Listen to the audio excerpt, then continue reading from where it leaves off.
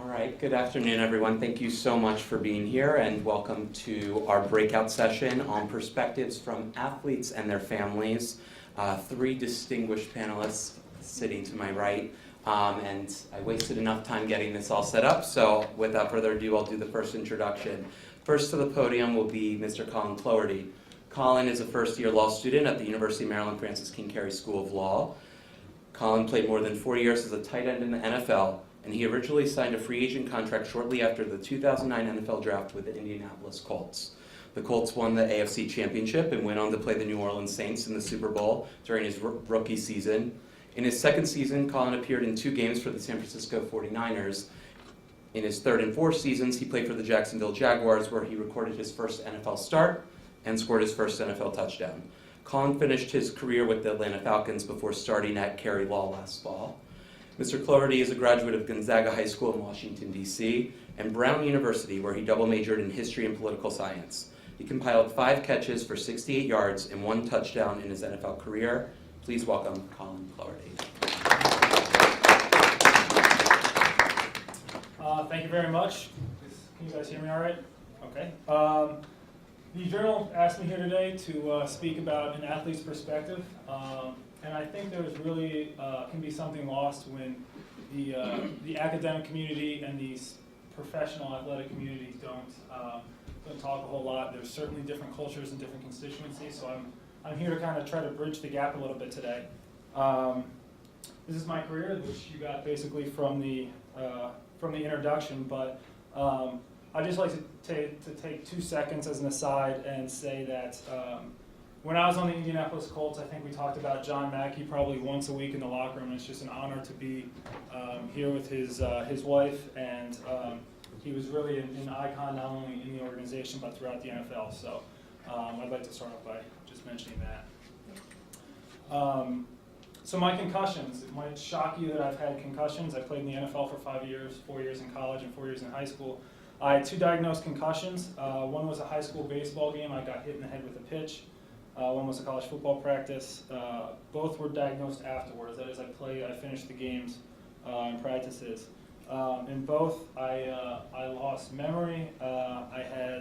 Was extremely sleepy afterwards, which is how I got diagnosed. After the game, my baseball game, I tried to use third base as a pillow to fall asleep.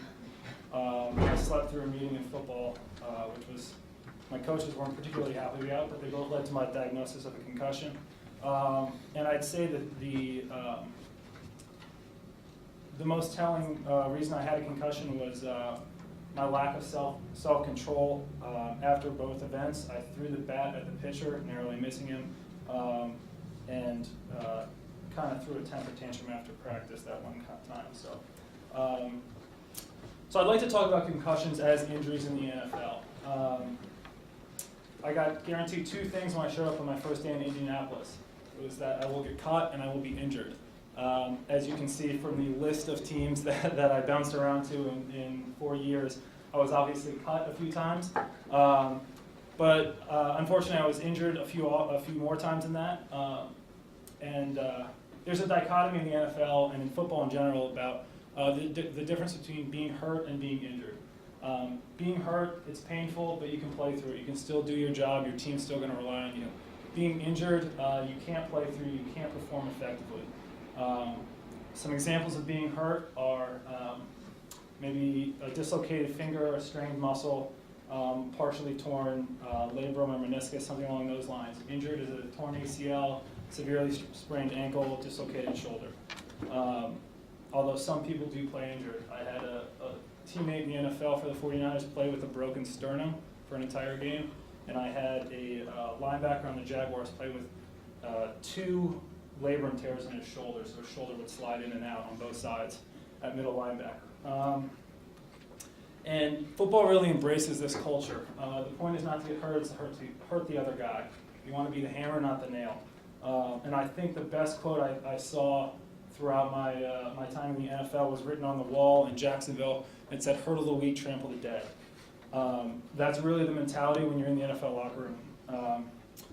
And within my career, I saw a significant change from concussions being treated as just getting hurt to an injury that needs to take some time to heal. I still think we're a long way from taking the time necessary to heal from concussions, but it's certainly moving in that direction, which I'll talk a little bit later about has a stigma that is attached.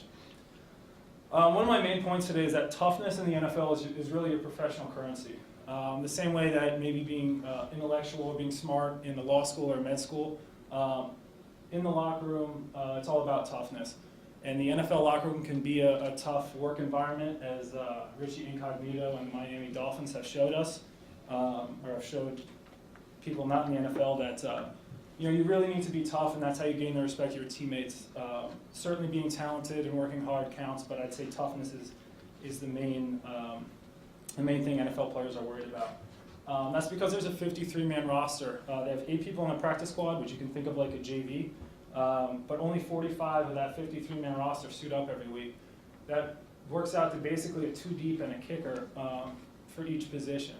So if one guy goes down, which I'm sure if you've ever watched a football game, people go down all the time, the next person has to be ready to play.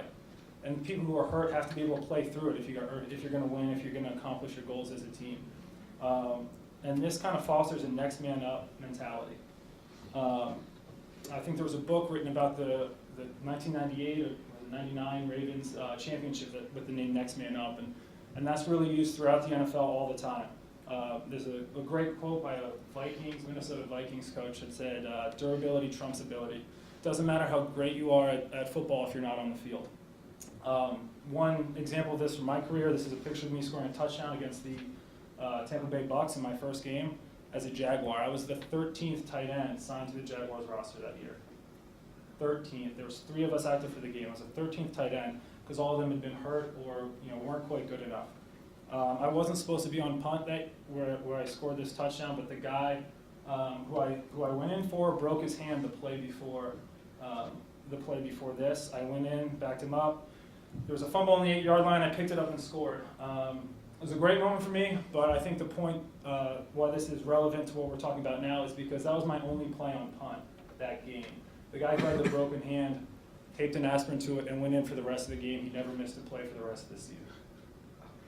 That's the attitude that you have to have if you want to stay in the NFL. All right, Wally Pipp. Does anybody know who Wally Pipp is? He was a great New York Yankees first baseman. He won the home run title 2 times, and he took a game off and was replaced by a guy named Lou Gehrig. You guys know who Lou Gehrig is? Okay. Lou Gehrig went on to play 2,000 games in a row, and it took maybe the greatest baseball player ever, Cal Ripken, to beat the record. Well, this is a analogy a lot of people use in sports all the time. And I was Wally Pipp when I was on the 49ers. I had stingers, which is little nerve damage in my neck. I couldn't move my neck, and I lost feeling and strength in my left arm. I had to take 2 weeks off. The rookie tight end Conrad Whelan out of Stanford had a phenomenal 2 weeks of practice, and as soon as I was cleared healthy, I got cut the next day. And I think something that's really important to note about the NFL is that contracts are not guaranteed. If you see someone sign $1 million contract, that's 3 years of $330,000 more or less. But if they only play 1 game, they only get paid for 1 game's worth of that $1 million. So that was my story. This is a concussion story from the same team a year later. Alex Smith, who maybe some of you know, was a starting quarterback, first-round draft pick for the San Francisco 49ers. In 2011, they were 13-3. He had a phenomenal run in the playoffs and was a win away from the Super Bowl. The next year, he went 6-2 in 2012. He was 18 for 19 on his way to beating out Peyton Manning for NFC Offensive Player of the Week. Unfortunately, after the game, he reported blurry vision and a headache. He never played another game for the 49ers. He took 1 week off, and Colin Kaepernick came in and started. I think you guys probably know who Colin Kaepernick is, but he led the 49ers to a great playoff run, and until they met Ray Lewis in the Super Bowl. But Alex Smith got traded after the season, and again has never played for the 49ers again. Players see this. Everyone knows what happened to Alex Smith. That was certainly a high-profile example of it, but it happens every week. Maybe not every week, but certainly every season at various positions in the NFL. And it really conditions players to play through the pain. They play through broken hands and sternums and they're really afraid about losing their job. They're afraid about losing their paychecks. Very few, maybe Peyton Manning and Eli Manning, RG3, Joe Flacco have guaranteed contracts, but as I said, the vast majority of the NFL does not. And also, when you lose your paycheck, a short while after, you do lose your health insurance. So if you have a wife and kids, that really factors into your equation. Further, there's a stigma with concussions. If you tell a coach or a front office GM that a player has a torn ACL, they know exactly what that means. They know exactly how long it's going to take to fix it. If you tell someone they have a sprained ankle, they've had a sprained ankle before. They know what it takes to play through that. With concussions, there's no type 1, type 2, type 3 concussions like there are with sprained ankles. And they don't really know how long it's going to take somebody to get back. They might come back and get hurt again, even worse. So I think there's a big stigma attached with concussions in the NFL, not only with players, but certainly I felt in management. Concussion diagnosis. I think the stigma leads a lot of players to play through it. You play through the pain of a broken hand, you can certainly play through a concussion. I felt the only time I ever saw people really diagnosed on the field was when they didn't get up from hits. If you know they have a concussion watching on TV, that's when the doctors on the sidelines know and check you out. Other than that, there's hard hits in every NFL game, and people get their bell rung. It usually takes a player self-reporting, and he usually doesn't do it till after the game, unless there's a really, really significant headache.